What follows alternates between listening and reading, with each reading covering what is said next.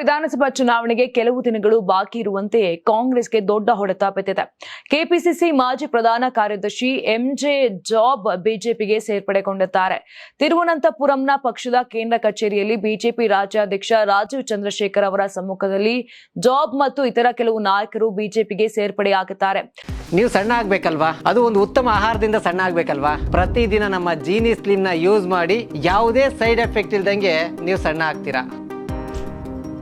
MJ job ಈ ಹಿಂದೆ ಯುವ ಕಾಂಗ್ರೆಸ್ ರಾಜ್ಯ ಪ್ರಧಾನ ಕಾರ್ಯದರ್ಶಿ ಹಾಗೂ ಕೆಎಸ್ಒಯು ರಾಜ್ಯ ಪ್ರಧಾನ ಕಾರ್ಯದರ್ಶಿ ಹಾಗೂ ಜಿಲ್ಲಾಧ್ಯಕ್ಷರಾಗಿ ಸೇವೆ ಸಲ್ಲಿಸಿದರು.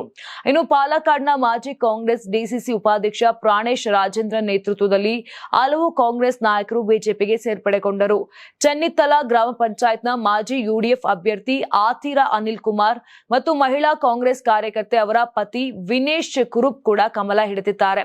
ಬಿಜೆಪಿ ಸೇರಿದವರಲ್ಲಿ ಎನ್ಸಿಪಿಯ ಮಾಜಿ ಕಾರ್ಯದರ್ಶಿ ಮತ್ತು ಕೇರಳ ರಾಜ್ಯ ಹಿಂದುಳಿದ ಸಮುದಾಯಗಳ ಕಲ್ಯಾಣ ನಿಗಮದ ಮಾಜಿ ನಿರ್ದೇಶಕ ಜಯಕುಮಾರ್ ಕೂಡ ಇದ್ದಾರೆ. ಹಾಗೂ ಸಿಪಿಎಂ, ಎನ್ಸಿಪಿ ಮತ್ತು ಎಎಪಿಯ ಮಾಜಿ ನಾಯಕರು ಸೇರಿದಂತೆ 40 ಪ್ರಮುಖ ನಾಯಕರು ಪಕ್ಷದ ಪ್ರಧಾನ ಕಚೇರಿಯಲ್ಲಿ ಬಿಜೆಪಿಗೆ ಸೇರ್ಪಡೆಗೊಂಡಿದ್ದಾರೆ.